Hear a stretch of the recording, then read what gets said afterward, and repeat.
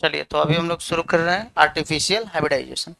सबसे पहले artificial hybridisation नाम से पहले इसको देखिए। आर्टिफिशियल का मतलब होता है कृत्रिम, यानी मानव के द्वारा निर्मित। और हाइब्रिडाइजेशन का मतलब होता है संकरीकरण, यानी हाइब्रिड चीजों का तैयार करना। दो चीजों को, दो अलग अलग चीजों को अगर एक साथ क्रॉस करा के हम लोग हाइब्रिड कराते बनाते हैं तो उसको बोला, ये इसलिए कराया जाता है ताकि क्रॉप का यील्डिंग कैपेसिटी बढ़ा दिया जाए, यानी फसल के उत्पादन के क्षमता को बढ़ा दिया जाए। तो एक तरह से आप इसको बोल सकते हैं कि ये फूड की क्वालिटी को, फूड के प्रोडक्टिविटी को बढ़ाने वाला एक प्रक्रिया, एक तकनीक है, या टेक्निक्स इसको कह सकते हैं, या एक तरह का प्रोग्राम है, पद्धति है। ठीक है, तो आप इसको क्या बोलिएगा? क्रॉप यील्डिंग कैपेसिटी बढ़ा देगा ये आर्टिफिशियल हाइब्रिडेशन के द्वारा, यानी कि कृत्रिम संकरीकरण के द्वारा आप फसल के उत्पादन की क्षमता को बढ़ा सकते हैं। यानी कि यह एक ऐसा प्रोग्राम होता है, यह एक ऐसा टेक्निक होता है जो यील्डिंग कैपेसिटी को, क्रॉप के यील्डिंग कैपेसिटी को बढ़ा सकता है, यानी कि फसल के उत्पादन के क्षमता को बढ़ा सकता है। बोल सकते हैं इसको, यानी कि अब इसको आप कह सकते हैं it is a crop yield, it is a technique to improve crop yielding capacity. यानी कि यह एक ऐसा तकनीक है जो फसल के उत्पादन के क्षमता को, क्रॉप यील्डिंग कैपेसिटी, क्रॉप मतलब हो गया फसल, यील्डिंग मतलब होता है उत्पादन करना। ठीक है, यील्डिंग, क्रॉप यील्डिंग कैपेसिटी को बढ़ाने का यह एक ऐसा तकनीक होता है, यानी कि यह फसल के उत्पादन की क्षमता को बढ़ाने का एक तकनीक होता है। अच्छा, इसके अंतर्गत दो तरह का टेक्नोलॉजी है। अब जैसे मान लीजिए बाबू, क्रॉप की यील्डिंग कैपेसिटी को अगर आप बढ़ाना चाहते हैं तो कैसे क्रॉप की यील्डिंग कैपेसिटी को आप बढ़ाइएगा? तो आपके पास में दो प्लांट है, हम लोग मान लीजिए कि प्लांट आपके पास में दो है, एक प्लांट ए है और एक प्लांट है आपके पास में बी। मान लीजिए कि यहाँ एक पौधा जो है, इसको आप बोल सकते हैं कि ये लोकल प्लांट है, या इसको अपने भाषा में हम लोग देशवाली पौधा बोलते हैं। ये जो है वाइल्ड टाइप है। वाइल्ड टाइप का मतलब क्या हुआ? जंगली प्रकार का है। समझिएगा, ये बस समझने के लिए, ये सब हम मिटा देंगे, पहले एक बार ध्यान से सुन लीजिए। प्लांट ए है जो लोकल प्लांट है, प्लांट बी जो है वाइल्ड टाइप का है, यानी जंगली प्रकार का है। अच्छा, आपका जो देशवाली पौधा होता है, आप घर पे लगाते हैं उसको, तो अक्सर देखे होइएगा उस पर आप समय समय पे पानी देते हैं, खाद देते हैं, उसके बाद भी जो आपकी उम्मीदें होती है उतना तक ये नहीं पहुंच पाता है। लेकिन वहीं कुछ पौधा, जैसे कि आप एक फसल में घिउड़ा का ही पौधा ले लीजिए, घिउड़ा का पौधा अपने आप खुद से कहीं किसी पौधा पे दिखेगा पूरा फैला हुआ रहता है। और शायद आप इतना मेहनत अभी घर वाला पौधा पे किए, लेकिन उसमें से आपको सब्जी भी प्राप्त नहीं हुआ, उससे पहले जो है ये कितना ज्यादा से ज्यादा सब्जी उस पर सूख रहा है, पड़ा हुआ रहता है। ऐसा शायद आप लोग देखे होइएगा, बड़ा बड़ा पेड़ पे जो है फैला हुआ रहता है, तो वो जंगली प्रकार का है।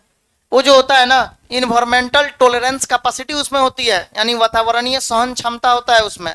वातावरणीय बदलाव कुछ भी हो, चाहे सुखाड़ हो, या फिर अगर पानी ज्यादा से ज्यादा हो जाए, या मिट्टी की सैलिनिटी मतलब मिट्टी का ये लवणता अगर बढ़ जाए, तो उस कंडीशन में भी वो पौधा जीवित रह सकता है। क्योंकि उस पौधा पे किसी की जरूरत नहीं है, उस पौधे को उम्मीद नहीं है किसी से कि हाँ कोई खाद पानी समय पे देने आएगा, तो वो जंगली पौधा होता है।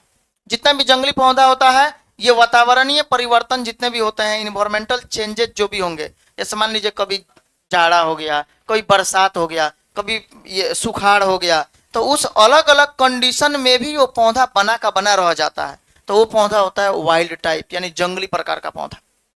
आज ये लोकल प्रकार का जो पौधा है, अगर मान लीजिए कि हल्का मिट्टी तड़क गया तो पता चलेगा ये सूख जाएगा वहीं पे, हल्का पानी ज्यादा हो गया तो वहीं पे सड़ जाएगा। तो क्यों ना एक ऐसा काम किया जाए कि इन दोनों पौधा के बीच क्रॉस करा दिया जाए, और क्रॉस कराने के बाद जो हाइब्रिड प्लांट हम लोग को प्राप्त होगा, जो उच्च नस्ल वाला पौधा प्राप्त होगा, उसी को हम लोग कहते हैं आर्टिफिशियल हाइब्रिडाइजेशन। बस समझ में, उसी को हम लोग बोलते हैं आर्टिफिशियल हाइब्रिडाइजेशन, यानी कृत्रिम संकरीकरण। कृत्रिम संकरीकरण का उपयोग जो है पूरा मेंडल के द्वारा किया गया था। मेंडल के द्वारा, मेंडल साहब जो थे ग्रेगर जॉन मेंडल, ठीक है, इन्होंने अपने जीवन का एक बहुत अहम समय जो है मटर के पौधा पे एक्सपेरिमेंट में बिताया। अच्छा ये, हाँ पी प्लांट पे, अब देखिए इसमें पी प्लांट पे मटर के पौधे पे जो एक्सपेरिमेंट कर रहे थे, तो अगर इस टेक्निक का उपयोग वो नहीं किए होते तो शायद उनको इतना एक्सपेरिमेंट प्राप्त नहीं हुआ होता। अब वो कैसे, तो जरा सुनिएगा। मान लीजिए कि आपके पास में दो गो अगर प्लांट आपके पास में बहुत सारा है, बाइसेक्सुअल प्लांट है, मटर का पौधा ही चूज क्यों किए थे, क्योंकि मटर का पौधा क्या होता है, बाइसेक्सुअल होता है। और बाइसेक्सुअल प्लांट में तो बाबू आपको सब लोग को पता ही है कि सर मेल और फीमेल पार्ट जो है एक साथ होता है, एक ही में होता है, ये बता दिए आप लोग को। अब मान लीजिए कि इसके अंदर पोलन ग्रेन है, परागकण है, ठीक है। अच्छा पोलन ग्रेन ये क्या आसानी से फर्टिलाइजेशन करेंगे कि नहीं, पोलिनेशन सॉरी करेंगे कि नहीं, ये परागण यहाँ आसानी से कर लेंगे। ये चूंकि ये बाइसेक्सुअल है, द्विलिंगी है, इसमें मेल पार्ट और फीमेल पार्ट दोनों एक दूसरे के साथ होते हैं, तो ये स्वपरागण सेल्फ पोलिनेशन आसानी से कर देगा। लेकिन अगर भाई सेल्फ पोलिनेशन लगातार ये करेगा तो आप बताइए क्या कोई नया लक्षण प्राप्त होगा, कोई नया हाइब्रिड कैरेक्टर प्राप्त होगा, उच्च नस्ल वाला कैरेक्टर कोई माल यहाँ पता चलेगा, नहीं चलेगा। सर इसको क्रॉस पोलिनेशन जब तक नहीं कराएंगे तब तक इन ब्रीडिंग से कुछ नया लक्षण प्राप्त नहीं होने वाला है, नया कैरेक्टर नहीं देखने को मिलेगा। अच्छा कल के क्लास में तो आपको बताए भी थे, अगर कंटिन्यू आप इन ब्रीडिंग करा दें, लगातार अंतः प्रजनन अगर आप करा दे रहे हैं तो इसके कारण इन ब्रीडिंग डिप्रेशन भी हो जाएगा, और एक समय ऐसा आएगा कि ये फसल जो है ये उत्पादन करने के क्षमता में रहेगा ही नहीं, उत्पादन ही नहीं कर पाएगा, इसकी उत्पादक क्षमता बिल्कुल घट जाएगा। कभी कभी ऐसा हो सकता है कि ये पॉलिनेशन करने के लायक भी नहीं बचे, पॉलिनेशन भी नहीं कर पाएगा, मतलब इसकी फर्टिलाइजिंग कैपेसिटी भी, फर्टिलिटी कैपेसिटी भी बिल्कुल गिर जाएगा, घट जाएगा। ये सब हम कल के क्लास में आप लोग को लिखवाए हुए थे। तो मेंडल साहब क्या करते थे, वो थोड़ा अपस्वार्थी टाइप के इंसान थे, सेल्फिश थे, तो वो बोले पौधवा को कि ना तुम दोनों को हम पॉलिनेशन कभी भी नहीं करने दे सकते हैं, क्योंकि अगर मान लो तुम दोनों पॉलिनेशन कर लेगा तो हमको क्या कैरेक्टर देखने को मिलेगा। मेरा मन है कि चलिए हमारे पास में दो अलग अलग पौधे हैं, मटर के पौधे, अब एक पौधा ये हम बना लेते हैं, मान लीजिए कि एक पौधा यहां है, ठीक है। अच्छा इसमें भी एंथर स्टिग्मा आपको दिख रहा होगा, ये भी चाहेगा तो ऐसे पॉलिनेशन कर सकता है, लेकिन मेंडल साहब नहीं चाहते थे कि तुम दोनों एक दूसरे के साथ पॉलिनेशन करो, वो चाहते थे कि हम जिसके साथ चाहेंगे उसके साथ पॉलिनेशन कराएंगे, ताकि हमको पता चल सके कि एक्सपेरिमेंट क्या आ रहा है। तो उसमें ये क्या करते थे कि ये बेचारा को पहले ही काट देते थे, कब, मतलब एंथरवा को, इसका नाम क्या है जी, एंथर, ये कलर नहीं दिख रहा है, कलर ही नहीं दिख रहा है, रुक जाइए। ये एंथर को क्या करते थे, इस पराग कोष को, इसको हम लोग कहते हैं पराग कोष, इस पराग कोष को ये इमैच्योर स्टेज में रिमूव कर देते थे, हटा देते थे। जरा ध्यान से सुनिएगा, जैसे चूंकि मान लीजिए कि इमैच्योर स्टेज में क्यों सर, अपरिपक्व अवस्था में ही क्यों इस एंथर को ये रिमूव करते थे, हटाते थे, क्योंकि सर अगर ये मैच्योर हो ये जाएगा तब तो पॉलिनेशन कर लेगा ना, तब पॉलिनेशन करने के बाद इसको काट के हटाने से क्या फायदा। तो इसलिए जब ये इमैच्योर स्टेज में था, यानी जब ये अपरिपक्व अवस्था में था, तभी इसको ये काट कर हटा देते हैं। तो इस प्रक्रिया को हम लोग बोलते हैं इमास्कुलेशन, इमास्कुलेशन, ठीक है। इमास्कुलेशन को हिंदी में कहते हैं विपुंसन, ठीक है, क्या बोलेंगे, विपुंसन। ध्यान सुनिएगा, बस केवल ये समझने वाला टॉपिक होगा, बहुत टॉप चीजें नहीं है, बहुत आसान चीज है। आर्टिफिशियल हाइब्रिडेशन नामे से लग रहा है कि सर आर्टिफिशियल हाइब्रिडाइजेशन यानी कृत्रिम संकरीकरण, और कृत्रिम संकरीकरण का मतलब चूंकि दो पौधा तो आपस में ये पॉलिनेशन, अगर मान लीजिए एंथर और स्टिग्मा पास पास में है तो ये आसानी से पॉलिनेशन तो खुद कर ही लेगा, लेकिन आपको क्या जरूरी है आर्टिफिशियल हाइब्रिडेशन कराने का, यानी कृत्रिम संकरीकरण कराने का। तो जाहिर सी बात है अगर आप खुद से पॉलिनेशन करा रहे हैं, इसको लेके आप जिग जिग करा रहे हैं, इसका मतलब कहीं ना कहीं ये है कि आपके मन में कुछ विचार है कि चलिए हम कुछ नया लक्षण को प्राप्त करें, यानी हाइब्रिड नस्ल को प्राप्त करें, उच्च नस्ल को प्राप्त करें, हाइब्रिड नस्ल को प्राप्त करें, ताकि इसके कारण क्या हो, फसल की उत्पादन क्षमता बढ़ा दिया जाए। मान लीजिए कि ठीक है ये भाई के पास में एक ऐसा पौधा है जो ज्यादा से ज्यादा इनको घिवड़ा खिलाता है हर साल में, और इनके पास में ऐसा है जो पता ना जब लगाते हैं कोई बकरी काट देती है, या फिर सूख जाता है, या कोई कीड़ा नीचे से काट देता है, ठीक है, मतलब समझिए कि वो बेचारे को घिवड़ा नहीं मिल रहा है, मार्केट से इतना महंगा घिवड़ा खरीद कर खाते हैं 40 रुपए केजी। इनका देखिए कि ये इतना ज्यादा घिवड़ा निकल रहा है कि ये अगल बगल में बांट रहे हैं, इनके पेड़ पे सूख रहा है, वहीं पे समझिए कि वो बीज में कन्वर्ट हो जा रहा है, पक मतलब वहीं पे सूख जा रहा है, समझ रहे हैं, मैच्योर हो जा रहा है वहीं पे। तो इसका मतलब ये हुआ कि ये इनसे बोलेंगे कि एक काम करिए ना, आप अपना वाला पॉलन ग्रेन हमको दीजिए, हम खुद से जिग कराएंगे अपने वाला पे। बस समझ में आ रहा है, मैंने हमको ये पॉलिनेशन के भरोसे नहीं रहना कि मेरा पौधा पॉलिनेशन करेगा। हम क्या करेंगे कि अपने पौधवा का आपके पॉलन ग्रेन को लाएंगे तोड़ के, और उसके बाद हम अपने स्टिग्मा पे उसको गिराएंगे। बस समझ में आया, स्टिग्मा गिराएंगे। इसके कारण क्या होगा, पॉलिनेशन में बदलाव आएगा। अब जो पॉलिनेशन होगा, चूंकि अदर स्पीसीज के बीच का क्रॉस हो गया, तो जैसे ही मतलब अदर ब्रीड नस्ल बदल गया, जैसे ही नस्ल बदला, अब दो अलग अलग नस्ल के मिलने से आउट ब्रीडिंग कहलाता है। कल के क्लास में आप लोगों को पढ़ाए हुए थे, बाह्य प्रजनन उसको कहते हैं। और बाह्य प्रजनन के कारण ही नया लक्षण उत्पन्न होता है। इन ब्रीडिंग के कारण कहाँ नया लक्षण उत्पन्न होता है, आउट ब्रीडिंग के कारण नया लक्षण उत्पन्न होता है। अब क्या होगा कि अब इनका जो पौधा अब जो होगा, अब उसके बाद नया जो नया जनरेशन, उसका जो नई पीढ़ी उस पौधे की जो होगी, वो बहुत बेहतर होगा, हाइब्रिड होगा, और उस पौधे का उत्पादन क्षमता अब ज्यादा हो गया। जो पहले से इनका पौधा में जितना भी क्षमता था, मैंने मान लीजिए कि जो इनके पौधा में पहले से क्षमता था कि चलिए ये मिट्टी की सैलिनिटी यानी मिट्टी की लवणता अगर बढ़ भी जाए, मिट्टी का देखिएगा लवणता बढ़ जाता है, तो मिट्टी की खुदाई करवा के ऊपर का एक परत हटवाना होता है। बहुत जगह सुने होइएगा आप लोग मिट्टी कटवा के हटवा देता है ऊपर का। तो मिट्टी की सैलिनिटी अभी घट रही है, जानते हैं किसके कारण?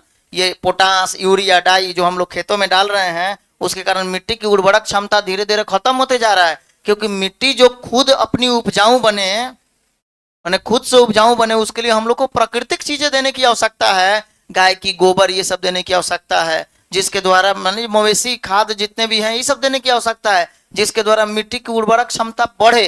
लेकिन हम लोग क्या करते हैं, जबरदस्ती मिट्टी के उर्वरक क्षमता को बढ़ाते हैं, यूरिया डाल के, पोटास डाल के, डाई डाल के, मतलब अलग अलग प्रकार के केमिकल पे चीजों को हम लोग डालते हैं, जिसके कारण जबरदस्ती मिट्टी का उर्वरक क्षमता बढ़ता है और उसमें फसल जो है उपजाऊ होता है। वो जबरदस्ती फसल उपजाऊ हो रहा है। हर रोज कम से कम समझिए कि आप कुछ ना कुछ यूरिया का मात्रा जरूर खा रहे हैं, आप केमिकल का मात्रा पूरा खा रहे हैं एकदम। आप क्या चीज में केमिकल नहीं खा रहे हैं? आप दूध पी रहे हैं 100% केमिकल खा रहे हैं, केमिकल ले रहे हैं। आप मान लीजिए कि जो भी चीज है, अब मान लीजिए कि इसीलिए ना दूध छोड़ के लोग दारू पे पहुंचा हुआ है। कैसा दूध में मान लीजिए केमिकल मिल रहा था, दारू नहीं पियेंगे क्या? कि दारू पीने के बाद थोड़ा झूम भी लेंगे, तो यही चीज है।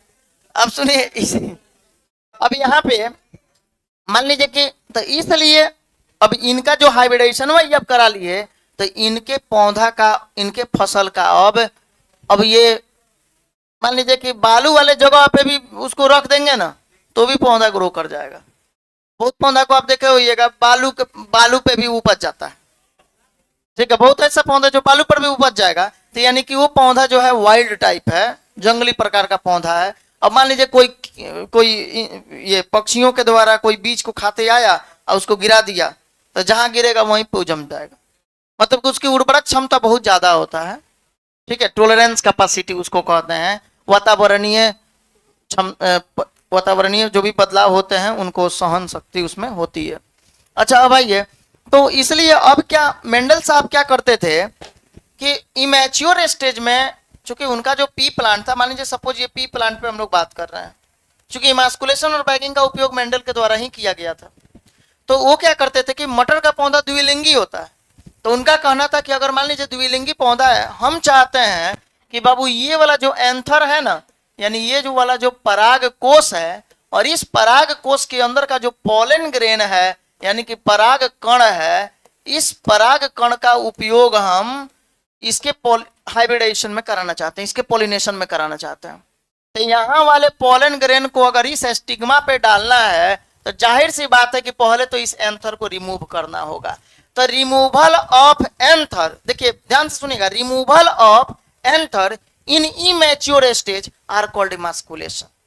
बात समझ में आया? यानी अपरिपक्व अवस्था में पराग कोष के हटाने की प्रक्रिया, पराग कोष कर काटकर हटा देने की प्रक्रिया क्या कहलाता है? विपुंसन कहलाता है। तब मेंडल विपुंसन क्यों किए थे, अब क्वेश्चन में पूछा जाता है, मतलब इमास्कुलेशन क्यों किया गया, बताएंगे कोई? सोचिए सर, अगर इमास्कुलेशन नहीं करते तो ये आपस में पॉलिनेशन कर लेता, और जब आपस में पॉलिनेशन करता तो उसको क्या कहते हैं? सेल्फ पॉलिनेशन, स्वपरागण। लेकिन मेंडल साहब जैसे ही इसको काट के रिमूव किए, यानी इमास्कुलेशन जैसे ही किए, अब क्या रुक गया? सेल्फ पॉलिनेशन अब रुक गया, यानी सेल्फ पॉलिनेशन नहीं होता है। तो अगर कोई आपसे पूछेगा, अगर कोई आपसे पूछता है कि सेल्फ पॉलिनेशन को रोकने के लिए कौन सा टेक्निक की जाती है, तो इमास्कुलेशन।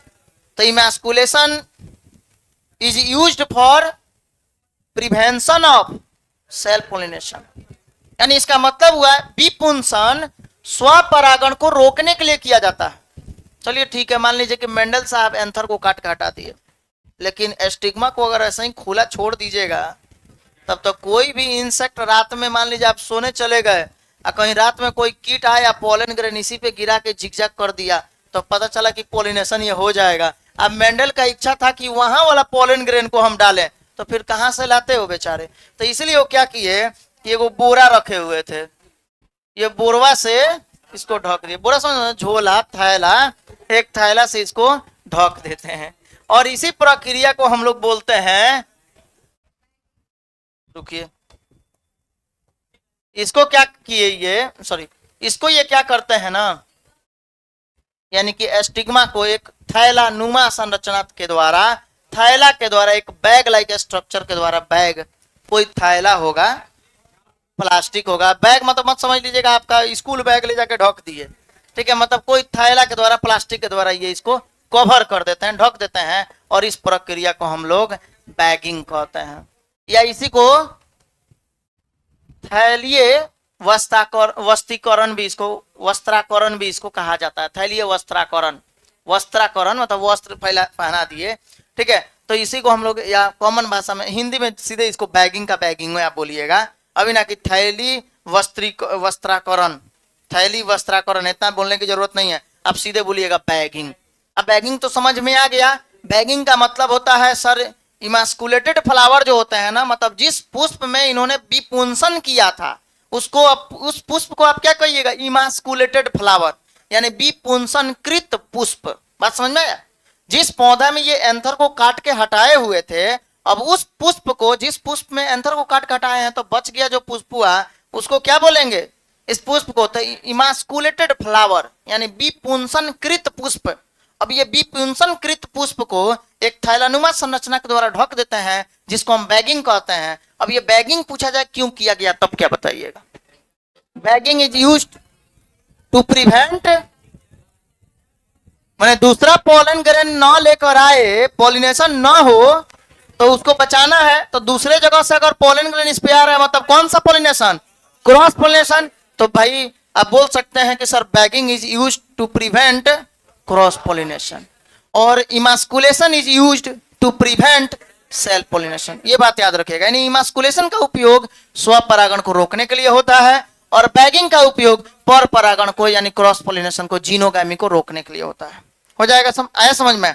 चलिए अब हम लोग आते हैं लैंग्वेज पे, इसको लिखा जाएगा, ठीक है। तो इसी तरह से ये क्रॉस करने के लिए, यानी कि क्रॉप के इंप्रूवमेंट कैपेसिटी, क्रॉप के यील्डिंग कैपेसिटी को बढ़ाने के लिए, इंप्रूव करने के लिए यह एक तकनीक लाया गया था, ठीक है। तो इसमें लिख लेंगे आर्टिफिशियल हाइब्रिडेशन, तो हेडिंग डाल दिए थे ना। चलिए तो ये पहले एरो दीजिए, लिखेंगे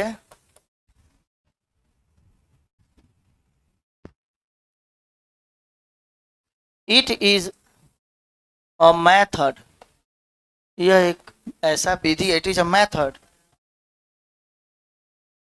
it is a method to improve,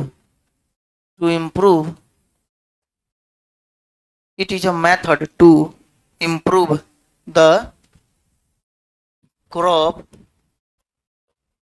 yielding capacity. It is a method to prove the crop yielding capacity, यानी कि यह एक ऐसा विधि है जो फसल के, क्रॉप मतलब फसल, यील्डिंग मतलब होता है उत्पादन, और कैपेसिटी मतलब क्या होता है, क्षमता। यील्डिंग मतलब याद रखिएगा उत्पादन, यानी कि क्रॉप मतलब फसल, यानी कि यह फसल के उत्पादन के क्षमता को, बस समझ में आया, क्षमता को बढ़ाने का, इंप्रूव मतलब बढ़ाना,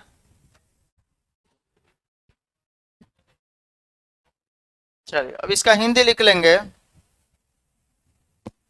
यह यह फसल के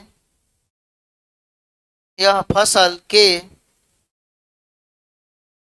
उत्पादन यह फसल के उत्पादन यह फसल के उत्पादन की क्षमता को बढ़ाने का एक विधि है। यह फसल के उत्पादन की क्षमता को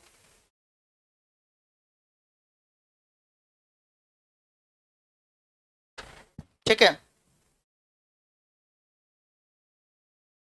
यह क्या लिखे हैं, यह फसल के यह फसल के उत्पादन की क्षमता को बढ़ाने का एक विधि है। यह फसल के उत्पादन की क्षमता को बढ़ाने का एक विधि है। हो गया।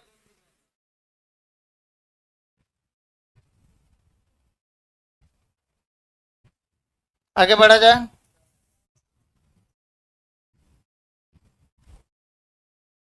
नेक्स्ट पॉइंट लिख लेंगे। अच्छा इसको हटाना दीजिए।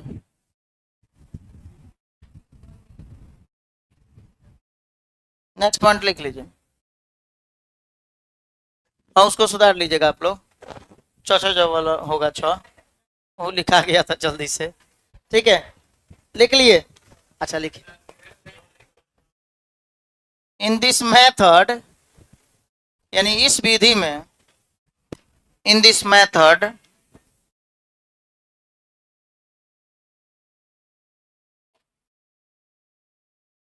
For choosing, in this method for choosing desired pollen grain, इस विधि में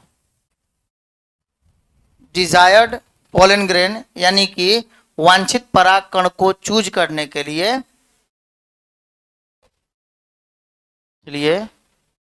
in this method for choosing desired pollen grain,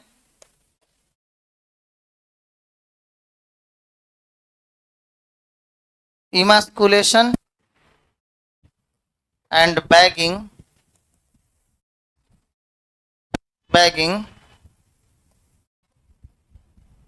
methods are used। इस विधि में वांछित पराग कण को चूज करने के लिए, ठीक है, इमास्कुलेशन और बैगिंग विधि का उपयोग किया जाता है। दो विधियों का उपयोग इसमें होता है, देख लेंगे।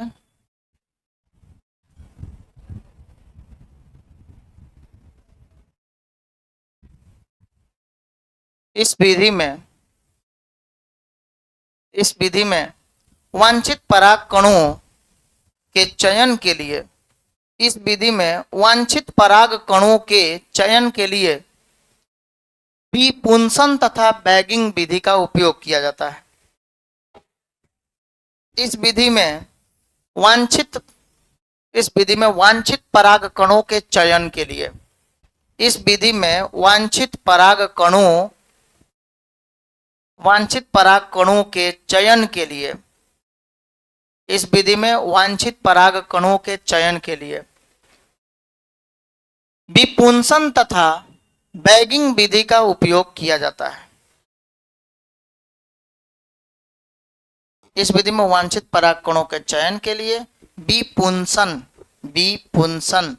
तथा विपुंसन तथा बैगिंग, विपुंसन तथा बैगिंग विधि का प्रयोग किया जाता है, विधि का प्रयोग किया जाता है। यानी देखिए, अगर आप डिजायर्ड पोलन ग्रेन को चूज करना चाहते हैं, डिजायर्ड पोलन ग्रेन, वांछित परागकण, और उसके बीच आप क्रॉस करना चाहते हैं, तो उसके लिए आपको चाहिए कुछ टेक्निक। यानी कि आप लिख सकते हैं इस बात को कि देयर आर, लिख सकते हैं there are two techniques of artificial hybridization, artificial hybridization, यानी कि कृत्रिम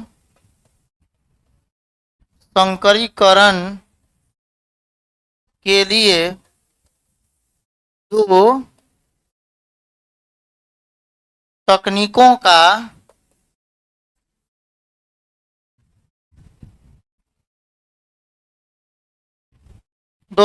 का उपयोग होता है। चाहे कृत्रिम संकरीकरण के दो तकनीक होते हैं, ऐसे भी लिख सकते हैं, ऐसे लिख लीजिए। हिंदी लिख लिए हैं क्या आप लोग? अब नहीं ना लिखे हैं, तो कृत्रिम संकरीकरण के दो तकनीक होते हैं, ऐसे ही लिख लीजिएगा। ये दो तकनीक होते हैं, कौन कौन?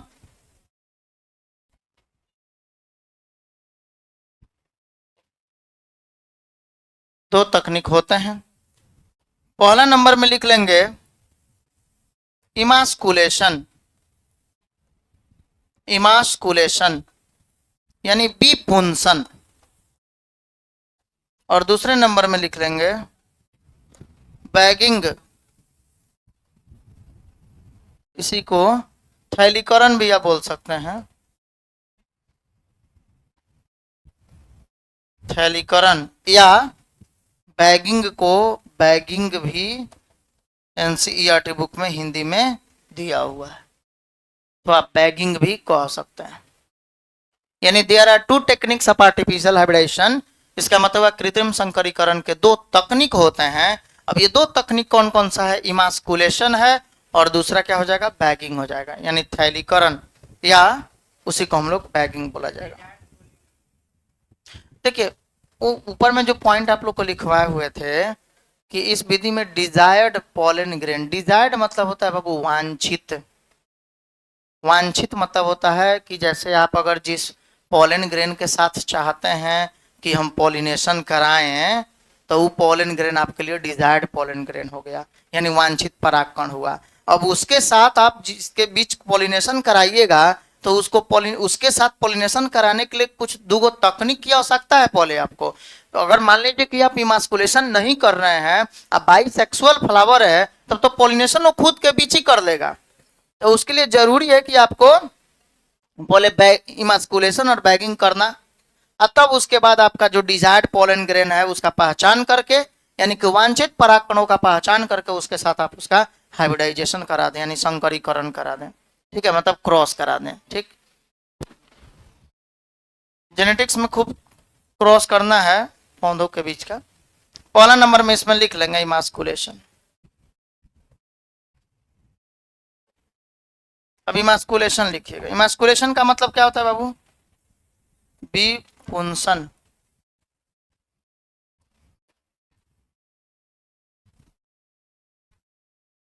विपुंसन। इमास्कुलेशन में लिखिए the process of removal of anther, the process of removal of anther in immature stage are called emasculation, are called emasculation. ठीक है, कैसे लिखेंगे इसको? किन बुक किनका था? लिखिए इसको, इमास्कुलेशन में कैसे लैंग्वेज लिखिएगा, यानी कि the process of removal of anther in immature stage are called emasculation. Hindi में लिखेंगे अपरिपक्व अवस्था में, अपरिपक्व अवस्था में परागकोश को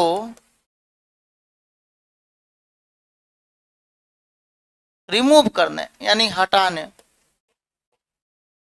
पराग को हटाने यानी रिमूव, हटाने के प्रक्रिया को, अपरिपक्व अवस्था में परागकोश को हटाने के प्रक्रिया को, परागकोश को हटाने के प्रक्रिया को क्या कहा जाता है? प्रक्रिया को विपुंसन कहा जाता है। तो अपरिपक्व अवस्था में परागकोश को हटाने के प्रक्रिया को विपुंसन कहा जाता है। ठीक है, जब भी अगर मान लीजिए कि इमेच्योर स्टेज में आप पोलन ग्रेन को हटाइएगा, सॉरी एंथर को हटाइएगा, तो इसको हम लोग क्या बोलेंगे? इमास्कुलेशन कहेंगे। इसके लिए एक फिगर आप लोग को बना लेना है।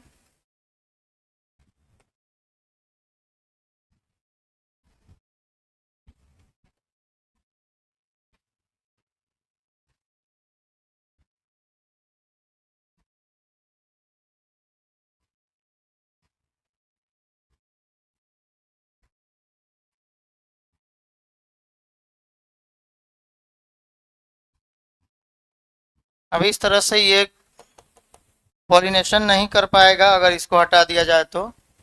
इसको हम लोग बोलते हैं एंथर।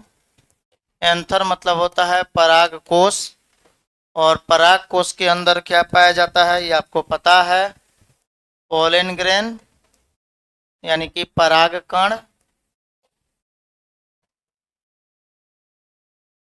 ठीक है, अच्छा अब क्या बोला गया यहाँ यहाँ ये क्या करेंगे आप? रिमूवल ऑफ एंथर, यहाँ आप एंथर को ही रिमूव कर देंगे, मतलब ये पूरा एंथरवा को यहाँ रिमूव कर दीजिएगा आप। बस समझ में आया? ये एंथर जो है आप रिमूव कर दीजिएगा, इसलिए हम थोड़ा इसको नीचे में एरो दे रहे हैं, रिमूव। किसको रिमूव कर रहे हैं आप? किसको हटा रहे हैं? एंथर को।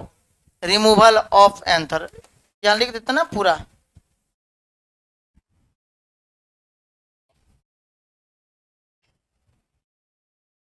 जी सर, फिगर उतारना पड़ेगा ना।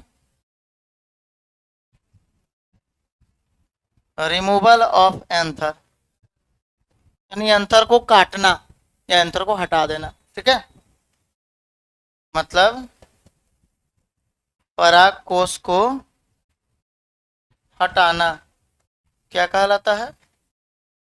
इमास्कुलेशन कहलाता है। कब हटाएंगे? इमेच्योर स्टेज में यानी अपरिपक्व अवस्था में।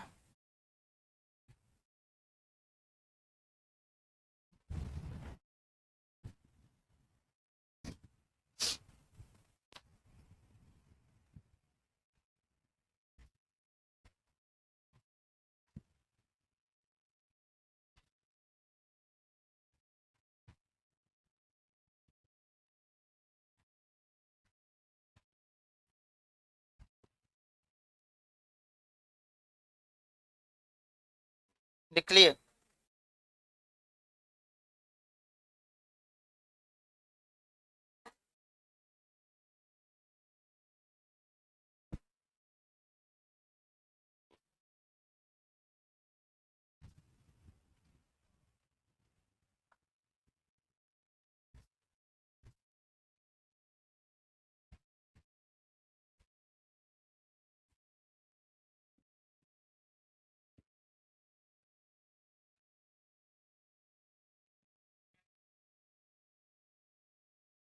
लिख लिए? चलिए सुनिएगा, अच्छा अब देखिए बाबू, एक मिनट जरा ध्यान से सुनिएगा।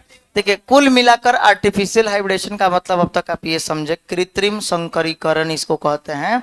मतलब इसका मतलब ये होता है कि जब फूड के या क्रॉप के यानी कि फसल के उत्पादन के क्षमता को बढ़ाया जाता है, तो फसल के उत्पादन के क्षमता को बढ़ाने के कई सारे विधियां हो सकती है। उसमें से एक विधि जो है आर्टिफिशियल हाइब्रिडेशन है, कृत्रिम संकरीकरण है, जो फूड के प्रोडक्शन को बढ़ाता है। ठीक है, तो देखिए आर्टिफिशियल हाइब्रिडेशन क्या है, तो artificial hybridization is a method to improve the food, to improve the crop yielding capacity. यानी इसका मतलब होता है कि आर्टिफिशियल हाइब्रिडेशन, कृत्रिम संकरीकरण एक ऐसी विधि है जिसके द्वारा फसल के उत्पादन की क्षमता को बढ़ाया जा सकता है। यानी फसल के उत्पादन की क्षमता को बढ़ाने की यह एक विधि है। अच्छा, इसमें दो तरह का तकनीक का इस्तेमाल किया जाता है, दो तरह के टेक्निक है इसमें।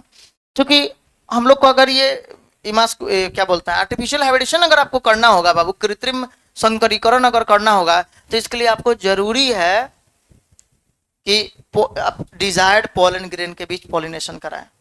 अरे मान लीजिए कि वो जब आप खुद से पॉलिनेशन कराइएगा अपने डिजायर्ड वाले पॉलन ग्रेन को, तब ना कहा जाएगा आर्टिफिशियल हाइब्रिडाइजेशन।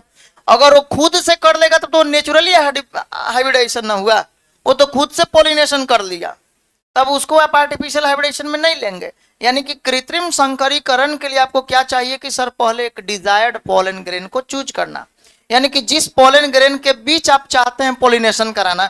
मान लीजिए कोई आपको पौधा अच्छा दिख गया तो उस नस्ल के बीच, लेकिन नस्ल मत बदल दीजिएगा अभी ना, कि मान लीजिए कि वो वाला हाल हो जाएगा। इंटर स्पेसिफिक हाइब्रिडेशन नहीं कराना है यहाँ पे।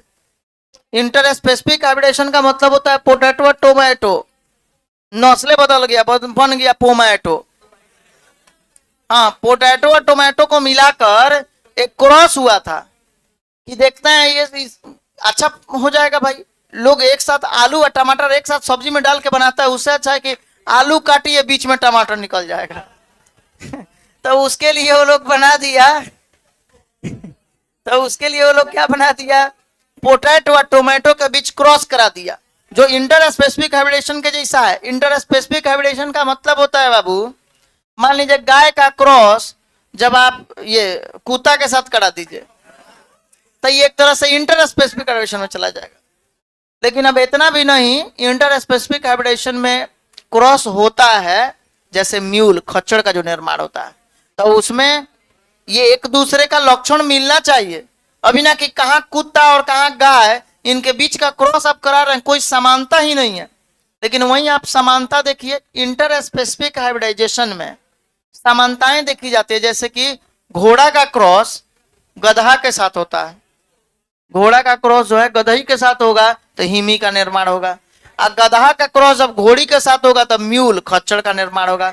उसी तरह लाइगर का निर्माण, जिसको बब्बर शेर आप जानते हैं, तो लाइगर का भी जन्म कैसे होता है, लाइगर मेल लायन, गर यानी फीमेल टाइगर, बस समझ में आया, मेल लायन और फीमेल टाइगर के क्रॉस से लाइगर का निर्माण होता है।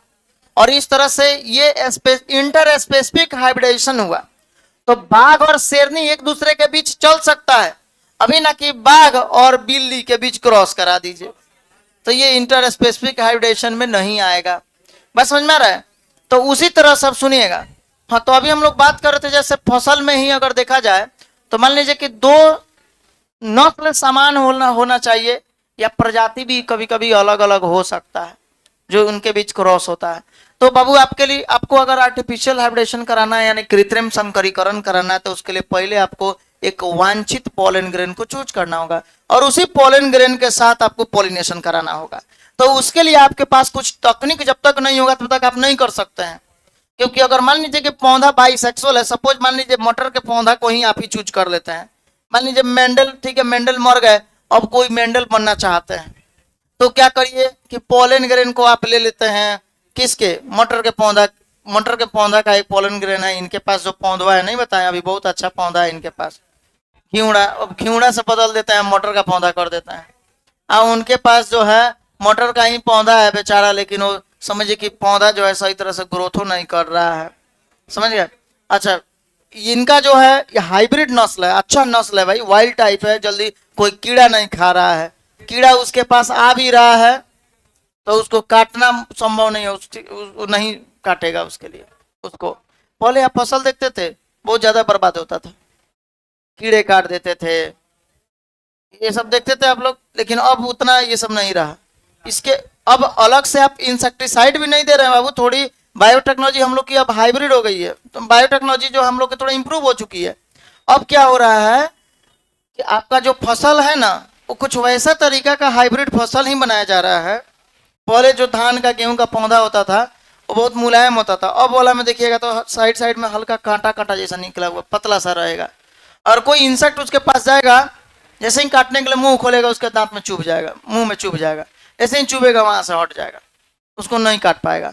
तो इस तरह से बचाव के लिए बहुत सारे सारे कार्य किए गए हैं जो हम लोग बायोटेक्नोलॉजी में पढ़ा जाएगा।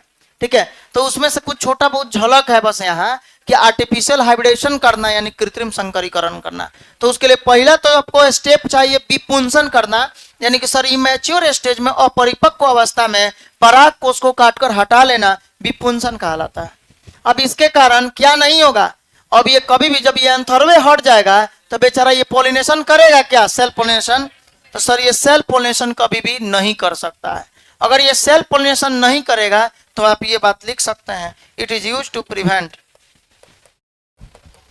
It is use to prevent, prevent मतलब रोकना, इट इज या बचाना, it is use to prevent self pollination.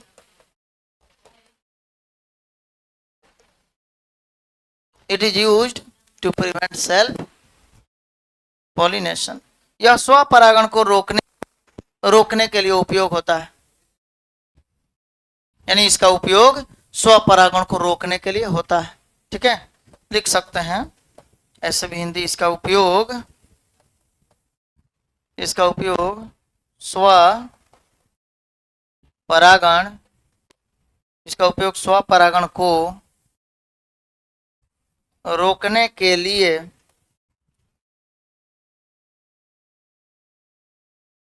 होता है। ठीक है, इसका उपयोग स्वपरागण को रोकने के लिए होता है।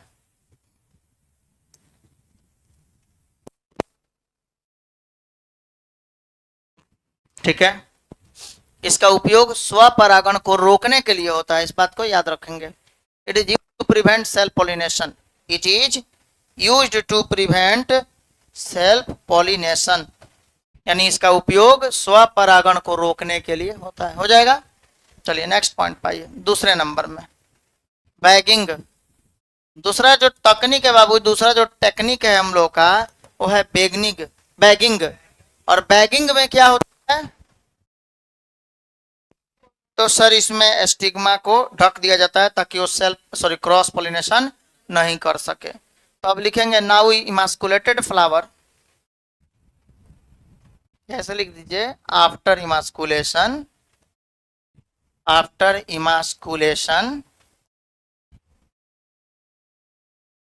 emasculated flower are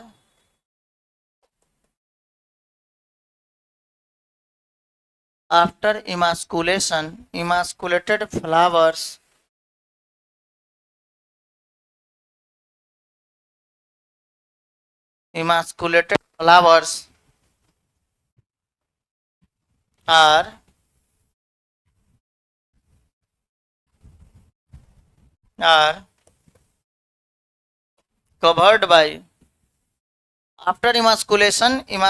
flowers are covered by, after emasculated flowers are covered by a bag like structure, एक थैलानुमा संरचना के द्वारा ढक दिया जाता है, bag like structure, it is called bagging. यानी क्या बोला गया है, विपुंसन के बाद, जब आप विपुंसन कर दीजिएगा, विपुंसन के बाद विपुंसनकृत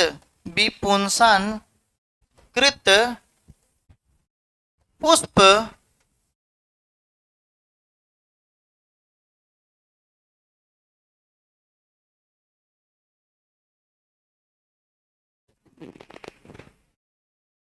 ऐसे कोई दिक्कत नहीं है। इमास्कुलेटेड फ्लावर मतलब हो गया उसके एंथर को काट के हटा दिया गया है। तो बाबू जब एंथर को काट के हटा दिया गया है तो बचा क्या है, स्टिग्मा ना बचेगा। तो कोई दिक्कत नहीं है, आप ऐसे भी लिख सकते हैं। ये एनसीईआरटी का लाइन भी है, ठीक है। जेनेटिक्स में आप जाके देखिए, वहां भी पढ़ना है फिर आपको ये, ठीक है। तो यानी कि आफ्टर इमास्कुलेशन, विपुंसन के बाद, emasculated flowers are covered by a bag like structure, यानी कि विपुंसनकृत पुष्प, पुष्प में किसको, तो हिंदी में लिख सकते हैं वर्तिकाग्र। इमास्कुलेटेड फ्लावर जो लिखा हुआ है, इंग्लिश में भी अगर इमास्कुलेटेड फ्लावर आप लिखे हैं तो उसके ब्रैकेट में यहां कर दीजिए स्टिग्मा, बस काम चल जाएगा। तो विपुंसन के बाद विपुंसनकृत पुष्प यानी वर्तिकाग्र को एक थैलेनुम में, एक थैलेनुमा संरचना के द्वारा, एक थैलेनुमा संरचना के द्वारा ढक दिया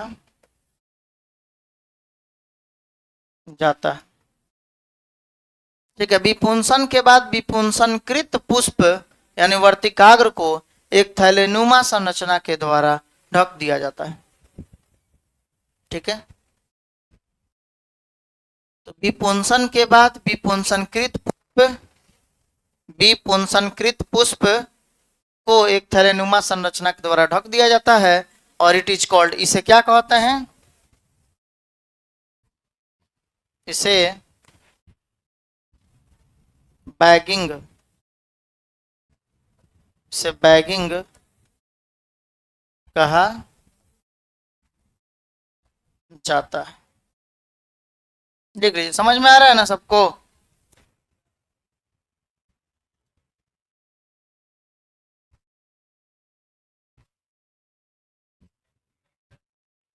हो गया,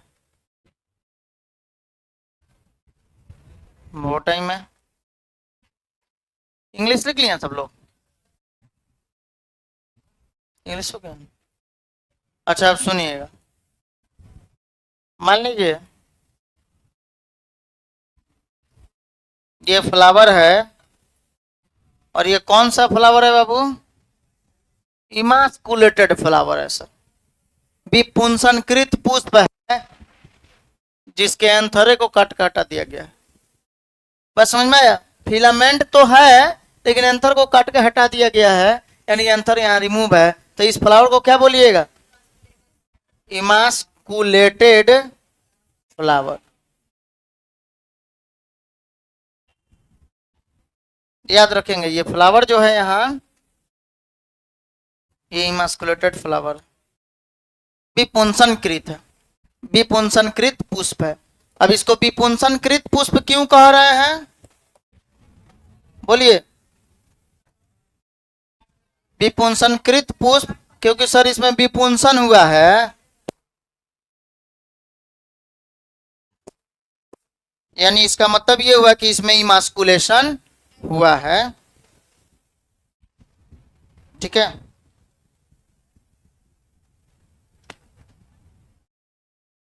चलिए नेक्स्ट पॉइंट। अच्छा अब देखिए, अब अगर इमास्कुलेटेड फ्लावर है तो उसमें ढकेंगे क्या, ढकने के लिए है ही क्या, स्टिग्मा ही ना बचा है। तो इसीलिए हम लैंग्वेज में आप लोग को वहां स्टिग्मा नहीं लिखवाए हैं, सीधे इमास्कुलेटेड फ्लावर बोलती हैं कि इमास्कुलेटेड फ्लावर को यानी विपुंसनकृत पुष्प को एक थैलेनुमा संरचना के द्वारा ढक दिया जाता है। तो इससे आप लोग को समझ जाना है कि विपुंसनकृत पुष्प में एंथर को हटा दिया गया तो बच गया स्टिग्मा, यानी स्टिग्मा को ही ढका जाता है, ठीक है। तो अब इसको हम लोग क्या करेंगे, एक थैलेनुमा संरचना के द्वारा ढक देंगे, यानी बैग लाइक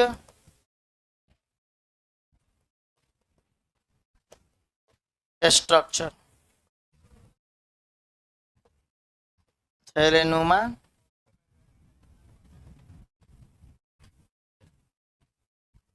ठीक है, थैलेनुमा संरचना के द्वारा भी इसको ढक दिया जाता है, बस। और इसी प्रोसेस को हम लोग क्या बोलेंगे, बैगिंग बोलेंगे। हिंदी बाकी रह गया क्या किसी का, नहीं ना। चलिए तो इस फिगर को उतार लीजिएगा।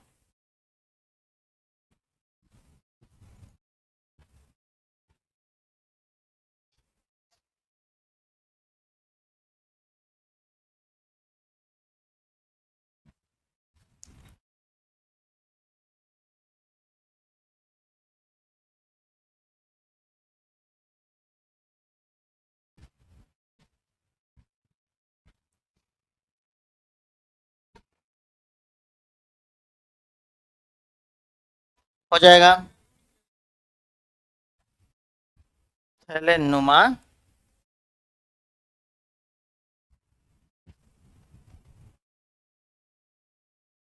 अब इसमें लिख लेंगे इसका उपयोग क्यों होता है जी। It is used to prevent, it is used to prevent cross pollination. इसका उपयोग बाबू क्रॉस पॉलिनेशन को रोकने के लिए होता है, क्योंकि जब एंथर हटा दिए तो ये पॉलिनेशन अब किसके द्वारा करेगा, तो बाहरी कोई पॉलिन ग्रेन इस पे न आए, इसके लिए बैगिंग किया गया। इसका मतलब कि बाहरी पॉलिन ग्रेन के द्वारा जब ये पॉलिनेशन करेगा तो उसको क्रॉस पॉलिनेशन ना कहा जाएगा। तो इसका मतलब ये हुआ कि यह क्रॉस पॉलिनेशन को रोकने के लिए इसका उपयोग किया जाता है। ठीक है, तो इसमें लिख लेंगे it is used to prevent cross pollination, यानी इसका उपयोग पर परागण को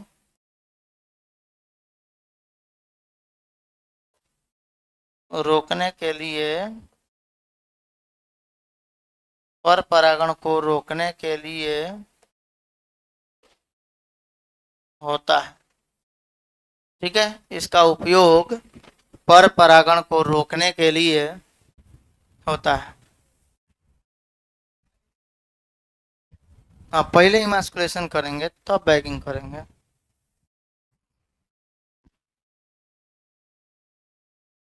ठीक है, तो ये बात याद रखना है, इमास्कुलेशन और बैगिंग जो है ये दो ऐसा तकनीक है जिसके द्वारा हम फूड के क्वालिटी को इम्प्रूव करने में मदद कर सकता है। ये फूड के यील्डिंग कैपेसिटी में, यानी कि उत्पादन के क्षमता में बढ़ाने के लिए इसका उपयोग होता है।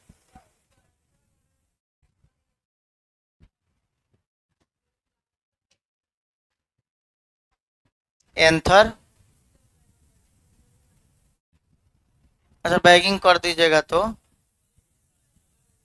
हाँ, ऐसे भी पॉलिनेशन नहीं होगा, लेकिन कोई तो हटाइएगा पॉलिनेशन करने के लिए। समझ रहे हैं बात को। तो अब मैच्योर हो जाएगा तब तो भाई गलती फिर कर दीजिएगा। मान लीजिए कि अब उसको छोड़ भी दीजिए, ठीक है। बहुत बच्चा है कहना है कि सर अगर एंथर को हम छोड़ देते हैं, खाली बैगिंग कर देते हैं, तो कभी तो बैग को हटाइएगा ताकि पोलन ग्रेन उस पर रखने के लिए। तो ऊपर से पहले ही से क्या है, तब तक जो एंथर है, परागकोश जो है वो मैच्योर हो चुका है। और जब एंथर मैच्योर हो गया अब, तो जैसे ही आप हटाइएगा वो तो उसी पे गिर जाएगा। पॉलिनेशन आपके करने से पहले वो खुद पॉलिनेशन कर लेगा।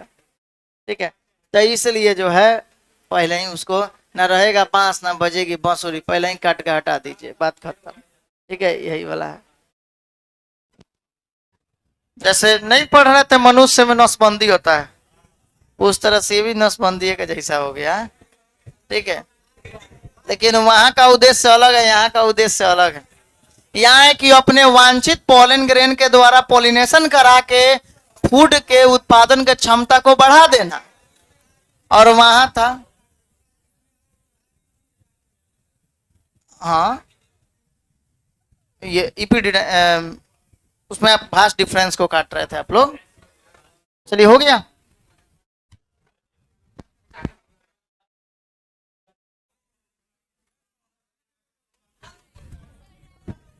अब सुनिएगा, एक पॉइंट इसमें है, बैगिंग और ये इमास्कुलेशन का उपयोग कहां होता है।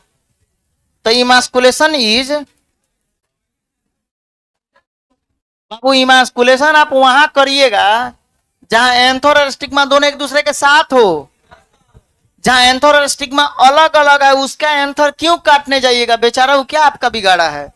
जहां एंथर और स्टिग्मा पास में है वो आपका बिगाड़ सकता है, क्योंकि आपको कराना है क्रॉस पॉलिनेशन, और वो आपस में सेल्फ पॉलिनेशन न करे। तो इसलिए द्विलिंगी पुष्प जहां जहां होगा, यानी मोनोइसियस फ्लावर यानी बाइसेक्सुअल फ्लावर जहां जहां होगा, उसमें से आप इमास्कुलेशन करिएगा, मतलब उसके एंथर को हटाइएगा।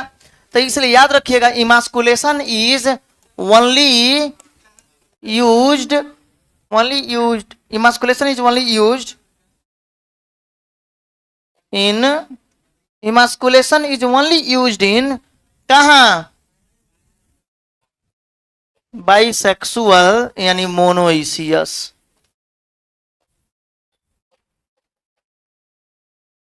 फ्लावर।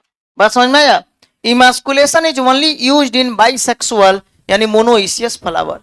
इसका मतलब होता है इमास्कुलेशन का उपयोग केवल द्विलिंगी पुष्प में होता है। It is not used in unisexual flower. it is not used in unisexual flower. इस बात को एकदम से घोर के पी जाना है घोर पे मिक्सी में। ठीक है, क्या बोला गया? विपुंसन का उपयोग, सिलवट लोड़ा सही होगा ना, मिक्सी ना खराब हो गया होगा। विपुंसन का उपयोग तो एक चीज देखते हैं, पहले वाला चीज कभी खराब ही नहीं होने वाला होता था। अब वाला जो है, मान लीजिए कि मिक्सी है, जल गया तो 2 दिन तक फिर आपको सिलवटे लोड़ा पे आना है। ठीक है, इसीलिए विपुंसन का उपयोग, हाँ ओल्ड इज गोल्ड। विपुंसन का उपयोग, विपुंसन का उपयोग केवल द्विलिंगी पुष्प, द्विलिंगी पुष्प में होता है। पैराग्राफ चेंज करके ही लिख लेंगे। इसका उपयोग, इसका उपयोग एक लिंगी पुष्पा में, सही में पुष्पा लिखा गया, पुष्प में नहीं होता है। विपुंसन का उपयोग केवल द्विलिंगी पुष्प में होता है, इसका उपयोग एक लिंगी पुष्प में नहीं होता है। ठीक है, अगला point, bagging, bagging is used, bagging is used for both bisexual and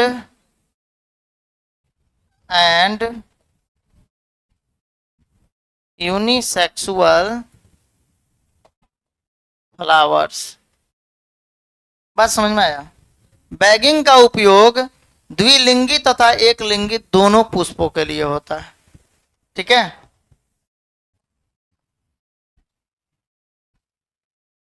bagging का उपयोग द्विलिंगी तथा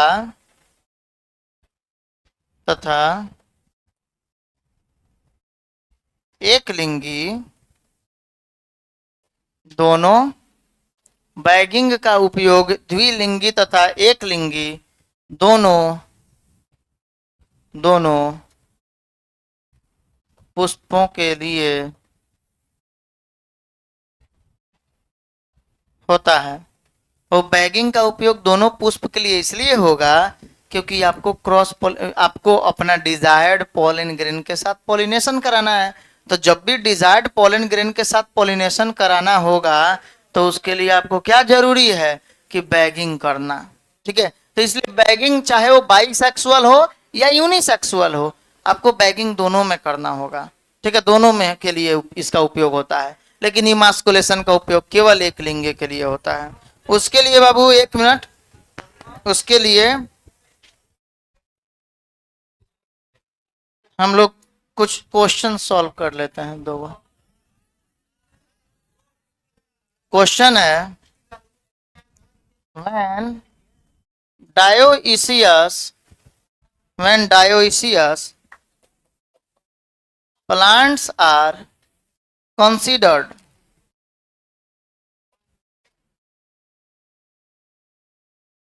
considered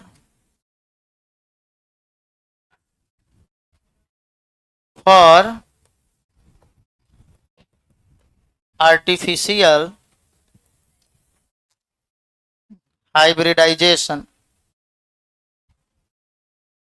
ठीक है, when dioecious plants are considered for artificial hybridization,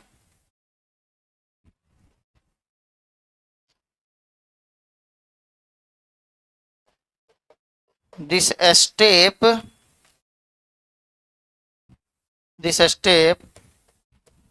would not be relevant.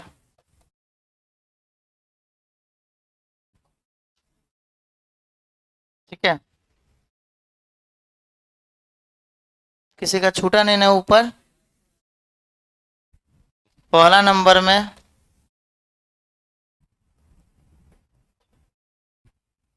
Collection of pollen, Hindi हम बोल के लिखवा देते हैं इसका।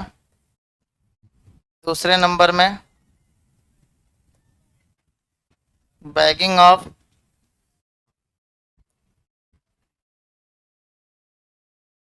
Female flower. तीसरे नंबर में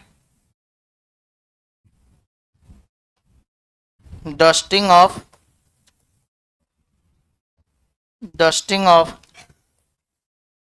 pollen on स्टिग्मा। और चौथे नंबर में इमास्कुलेशन। इसका हिंदी लिखना होगा क्या?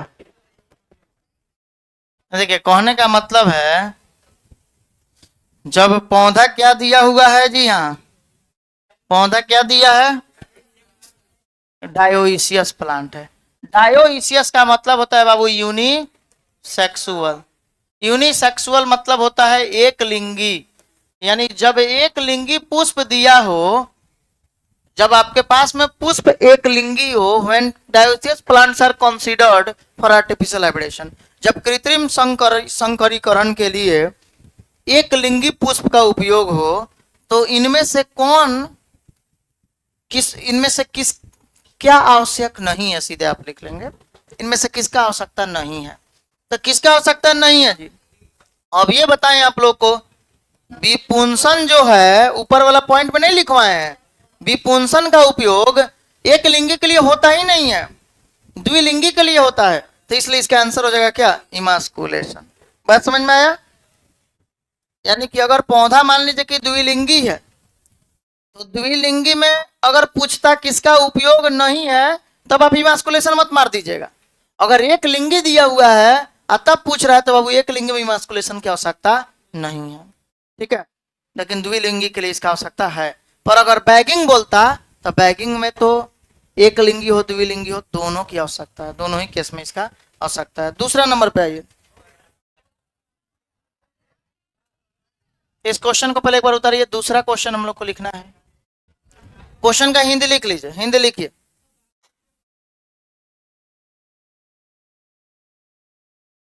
लिखेंगे क्वेश्चन का केवल हिंदी लिख लीजिए, आंसर तो ऑप्शन का आपको पता ही है, इसलिए ऑप्शन वाला केवल हिंदी याद रखिएगा। लिखेंगे यदि कृत्रिम संकरीकरण के लिए, यदि कृत्रिम संकरीकरण के लिए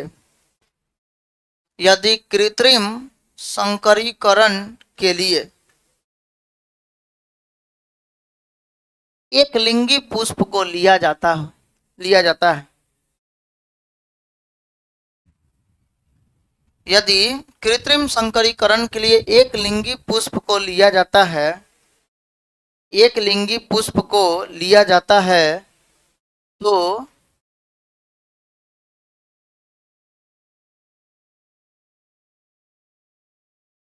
इनमें से कौन आवश्यक नहीं है, तो इनमें से कौन आवश्यक नहीं है, सीधे इतना ही लिख लीजिए, बस हो गया। अब जरा सुनिएगा, इनमें से कौन आवश्यक नहीं है, यानी किसकी जरूरत नहीं है। दूसरा नंबर क्वेश्चन है, for artificial hybridization, for artificial hybridisation,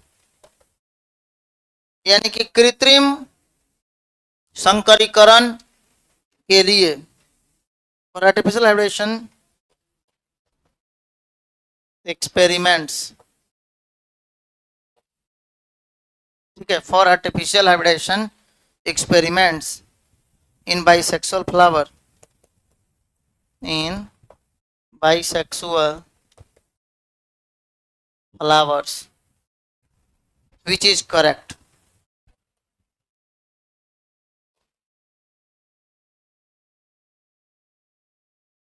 ठीक है, विच इज करेक्ट। पहला ऑप्शन में यानी कृत्रिम संकरीकरण, द्विलिंगी पुष्प में कृत्रिम संकरीकरण के लिए कौन सही है? बस समझ में आया? इसका हिंदी क्या हो जाएगा? कृत्रिम सॉरी द्विलिंगी पुष्प में, ऐसे लिखिएगा, द्विलिंगी पुष्प में, द्विलिंगी पुष्प में कृत्रिम संकरीकरण के लिए निम्नलिखित में कौन सही है? द्विलिंगी पुष्प में कृत्रिम संकरीकरण के लिए निम्नलिखित में से कौन सही है या क्या सही है? पहला ऑप्शन में क्या है? पहला ऑप्शन में देखेंगे तो बैगिंग, पहले बैगिंग है। बैगिंग मतलब आप लोग जानते हैं बाबू, फैलाकरण। अच्छा, उसके बाद इमास्कुलेशन, इमास्कुलेशन के बाद तब आप लोग करते हैं क्या? Cross pollination.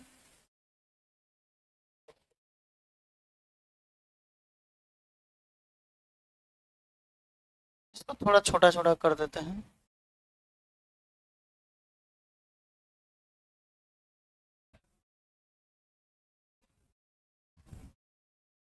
इमास्कुलेशन,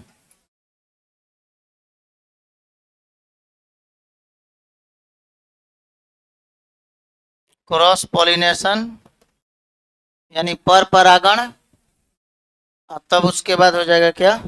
रीबैगिंग।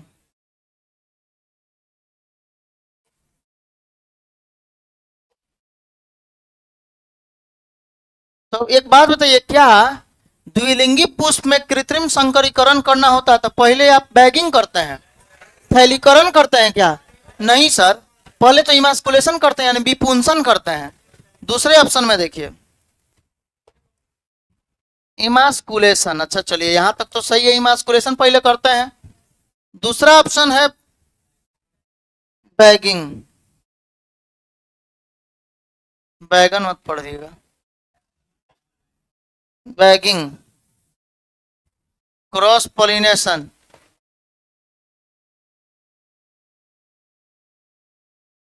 तब रीबैगिंग। समझ जाइएगा, ऊपर वाला रीबैगिंग कॉमा दे दिया मतलब उससे पता चल जाएगा ऊपर वाला रीबैगिंग वहां लिखना है। चल लिख दे रहे हैं, भरोसा नहीं करना है चाहिए।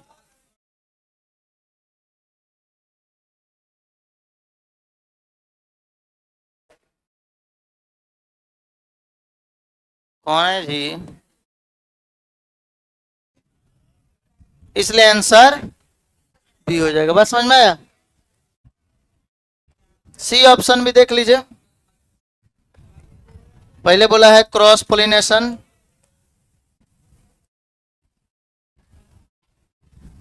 उसके बाद बोला हुआ है बैगिंग,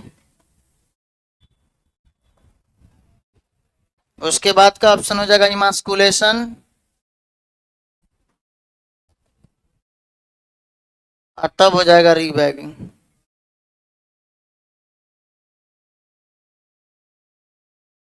और डी नंबर में है सेल्फ पोलिनेशन, कि पहले स्व परागण करा देंगे, समझे, उसके बाद थैला पहना देंगे, तब उसके बाद इमास्कुलेशन कर देंगे। ठीक है, इमास्कुलेशन करेंगे, और जब इमास्कुलेशन हो जाएगा तब फिर से उसको थैलवा पहना देंगे, यानी रीबैगिंग कर देंगे। समझ रहे हैं? ये कचड़ा हो जाएगा फिर बाबू, वैसा नहीं करेंगे कहियो। यानी कौन फोन कर रहा है? कंपनी है। चलिए इधर देखिएगा, तो क्या बोला गया? द्विलिंगी पुष्प में कृत्रिम संकरीकरण के लिए निम्नलिखित में से क्या सही है? तो पहले इमास्कुलेशन करते हैं, पहले विपुंसन करते हैं, विपुंसन के बाद तब हम लोग बैगिंग करेंगे, यानी थैलीकरण करेंगे, बैग पहनाएंगे, तब हम लोग क्रॉस पोलिनेशन यानी पर परागण करेंगे, और तब उसके बाद रीबैगिंग करेंगे। बात समझ में आया? तो इस तरह से, इसलिए अच्छा ये क्रॉस पोलिनेशन क्या बोल रहा है? तो सर आप फुलवा में द्विलिंगी फूल जो है ना, तो उसमें एंथर और स्टिग्मा यानी कि पराग कोष तथा वर्तिकाग्र दोनों एक साथ होगा ना, तो पहले तो आप एंथर को काट कर हटा दीजिएगा, चलिए उसको इमास्कुलेशन बोले। काट के हटाने के बाद एंथर को ढक दीजिएगा ताकि कोई और पॉलिन ना, उस पॉलिन ग्रेन उस पे ना आ जाए, तो उसको ढक दीजिएगा, बैगिंग कर दीजिएगा, और तब आपका जो वांछित पॉलिन ग्रेन है अब उससे ले जाकर उस पर जिगजैग कराइएगा। अब इसके बाद वो क्रॉस पोलिनेशन हो गया, अब क्रॉस पोलिनेशन हो जाएगा तो फिर से रीबैगिंग कर दीजिएगा कि अब जो करना है भाई तुम करो अब इसी में, ठीक है। तो इस तरह से ये क्वेश्चन सॉल्व हो गया आपका। एक और इधर आइए बउआ, एक मिनट दीजिए हमको। हम अभी आप लोग क्या बताए हैं कि इमास्कुलेशन का उपयोग केवल द्विलिंगी पुष्प में होता है, it is not used in unisexual flower, इसका उपयोग एक लिंगी पुष्प में नहीं होता है। विपुंसन का उपयोग केवल द्विलिंगी पुष्पों के लिए होता है, एक लिंगी पुष्प के लिए नहीं होता है। दूसरा बात क्या है कि लेकिन बैगिंग का उपयोग जो है दोनों के लिए होता है, द्विलिंगी हो चाहे एक लिंगी हो, बैगिंग करना है। क्यों? क्योंकि अगर आप चाहते हैं कि किसी स्टिग्मा पर अपने वांछित पॉलन ग्रेन को डालना, तो उसके लिए तो आप कोई भी स्टिग्मा को बंदे करके रखिएगा ना, चाहे वो एक लिंगी हो या द्विलिंगी हो। बात समझ में आया? तो इसीलिए ये पॉइंट। अच्छा, उसके बाद हम एक क्वेश्चन आपको क्या कराए थे कि अगर when dioecious plant are considered, यदि एक लिंगी पुष्प को लिया जाए आर्टिफिशियल हाइब्रिडाइजेशन के लिए यानी कृत्रिम संकरीकरण के लिए, तो कौन सा स्टेप इसमें से वुड नॉट बी रेलिवेंट, इसके लिए सही नहीं होगा? कौन सा स्टेप? तो बाबू इमास्कुलेशन की कोई जरूरत नहीं है। अगर पुष्प एक लिंगी है तो क्यों? एक लिंगी पुष्प में सर एंथर और स्टिग्मा दोनों एक साथ थोड़ी होता है। हम तो द्विलिंगी पुष्प के लिए ना पढ़ रहे थे कि एंथर को काट के आप हटवा रहे थे, तो एंथर को काट के हम सिर्फ उसी स्टेप में हटाएंगे जहां एंथर और स्टिग्मा दोनों एक दूसरे के पास हो।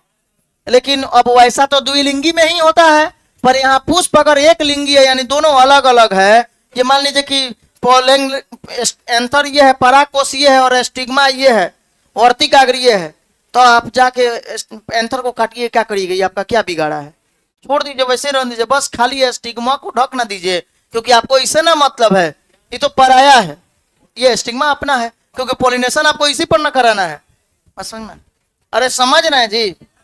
चलिए ठीक है, वीडियो को लाइक करें, कमेंट करें, शेयर करना ना भूलें, ठीक है। हाँ।